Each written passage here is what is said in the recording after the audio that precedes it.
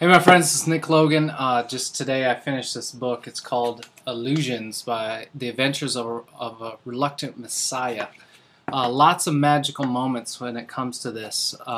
First off, several years ago I was on a whitewater rafting trip with some great friends I still have. Haven't talked to them in a little while, but when I lived in Colorado, my friend Eric Lieber, Jenny Krenwalge, Jackie Spencer, and Bob Spencer, we all did a whitewater rafting trip, and we've been doing this for about 4 years. And what happened is it was Father's Day, and this is our 4th year, and this is my final year. I'll never go whitewater rafting again because I almost drowned. But what happened was a magical moment, and I didn't realize it until several years later. And a couple things have happened since, but tonight I finished up this book. I went to the club and read this book. I'd like to read a couple passages to you. I'll be brief, but it's pretty interesting. So let me just start. It's a great book. I read it in 2 sittings. Let's just start. A will man spoke and said, "Easy words for you, master, for you are guided as we are not, and need not toil as we toil. A man has to work for his living in this world." So I don't know if that sounds familiar. Maybe you feel like you got to work to make a living. The master answered and said, "Once there lived a village of creatures along the bottom of a great crystal river. The current of the river swept silently over them, all young and old, rich and poor, good and evil. The current going its own way, knowing only its own crystal self."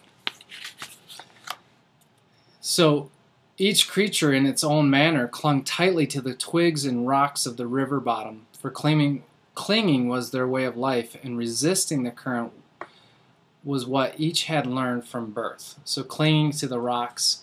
So there's this village there, they're all clinging to the rocks, and that's the only way they know.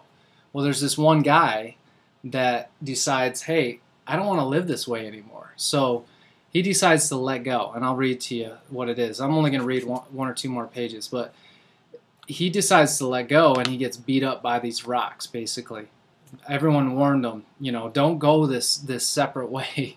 Don't go this other way. You're going to get beat to shit, basically, is what they're saying. So each creature in its own manner clung tightly to the twigs and rocks of the river bottom, for clinging was their way of life, and resisting the current, what each had learned from birth. So maybe this sounds familiar. But one creature said at last, "I'm tired of clinging, though I cannot see it with my eyes. I trust that the current knows where it is going. I shall let go and let it take me where it will. Clinging, I shall die of boredom." So this guy thought a little bit differently. He's like, I'm sick of this cubicle. I'm sick of sitting behind, he's not following his passion, basically. So the other creatures laughed and said, "Fool, let go, and that current you will worship will throw you tumbled and smashed across the rocks, and you will die quicker than boredom." But the one heeded them not, and taking a breath did let go, and at once was tumbled and smashed by the current across the rocks. See, I told you so. You know what I mean? They told him he was going to get crushed. Yet in time, as the creature refused to cling again, the current lifted him free from the bottom, and he was bruised and hurt no more. And the creatures downstream to whom he was a stranger cried, "See a miracle, a creature like ourselves, yet he flies.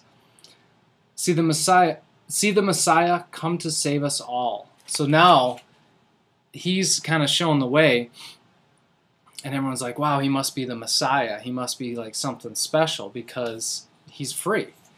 So, and the one carried in the current said, "I'm no more Messiah than you. The river delights to lift us free." The river delights to lift us free. The universe. The universe wants us to live our passion. If only we dare let go. So the river delights to lift us free if only we dare let go. Our true work is this voyage, this adventure. And it goes on and on and on. But, I literally read this in 2 settings. It's a great book. What happened with me was, again, we were whitewater rafting. It was Father's Day. The rapids were quite a bit higher than they've been in previous years. And you know, right before lunch, we were all excited, and we were talking about how great the river was, and the guides were saying, you know, just wait, you know, the best part's yet to come. And little did anyone know that, you know, the best part, I guess, was yet to come. What happened was, is very soon after lunch, we hit a Class 4 rapids, and as a side note, we had a guide that his wife, for Father's Day, wanted to give him a gift of letting him guide again, so she talked to the company, and we had this guy that hadn't been doing it for a couple years. Well, we went sideways into this Class 4 rapid, and we basically dumped the boat. And all of us handled it in different ways. I basically, what happened to me was I was basically drowning. And I was fighting it, and I was coming up for breath, and you know, I was sucking in a bunch of water. And all of a sudden, like after several seconds of this, I just kind of looked up, and I saw this helicopter. Boom, boom, and the blades were spinning slowly. And I said to myself, dying isn't so bad. And at that point, and mind you, I'm a helicopter pilot now, but I was not a helicopter pilot at the time. I have no idea whether that helicopter was there or not.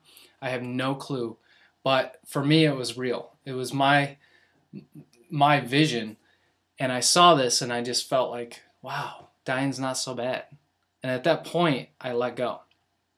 So letting go, just like, you know, the character in this book, I was living again. It was like a rebirth. And all of a sudden it shot me out, and I was fighting for my life. Believe me, you know, at that point, I remember hearing my friend Jackie screaming, saying, "Oh my God, oh my God, oh my God." And I wanted to tell her, everything's going to be okay.